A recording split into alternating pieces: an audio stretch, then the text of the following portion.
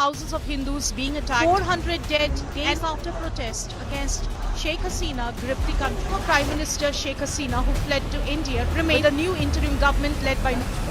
Please must stop. In the heart of Dhaka, a nation stands divided. The echoes of discontent reverberate through the streets. Protesters in Bangladesh have one demand: the government must step down immediately. And they say they'll stay in the streets until they do. Yes, I want to step down Sheikh Hasina! Like Sheikh Hasina, the former Prime Minister, continues to be at the Hindu Air base near Delhi. It began with a whisper, a demand for justice. Students, fueled by frustration, rallied against the controversial quota system. Not long after Sheikh Hasina left, thousands of anti-government protesters stormed her official residence. Sheikh Hasina blames the main opposition, the Bangladesh Nationalist Party, and now banned right-wing Jamaat-e-Islami Party for instigating violence, and has pledged to investigate the deaths and sit with protesters. But they say they only want her resignation. Prime Minister Sheikh Hasina grappled with a nation on the brink. The quota system, once meant to empower, now ignited fury. In recent months, violent attacks on communities of the Muslim ethnic minority have continued to trigger displacement as the country's military junta and the rebel Arakan army battle for control of key cities in the province. As days turned into weeks, the streets erupted. Tear gas choked hope.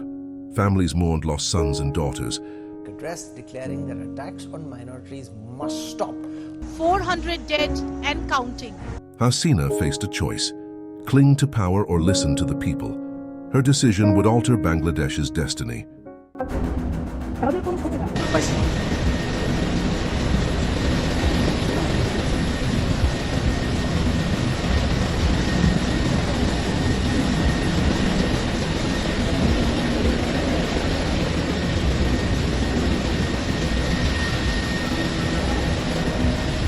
And then she fled. The once mighty leader boarded a helicopter, leaving behind a nation in turmoil. After student protests in Bangladesh brought down the government, the students take control of the streets. They're patrolling their neighborhood to protect the residents from robberies. They are telling residents to be vigilant, but also assuring them that they are on guard to protect them. The military stepped in, an interim government promised. But could they mend the fractures? Police are not present here on the field, so we are acting their role.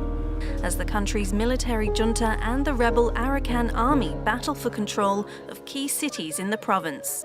As dawn broke, Bangladesh held its breath. The streets whispered change and the people dared to dream. Meanwhile, mural paintings of Bangabandhu Sheikh Mujibur Rahman were whitewashed in Bangladesh. The new interim government led by Nobel-winning economist Muhammad Yunus taking shape, Bangladesh is hoping for normalcy.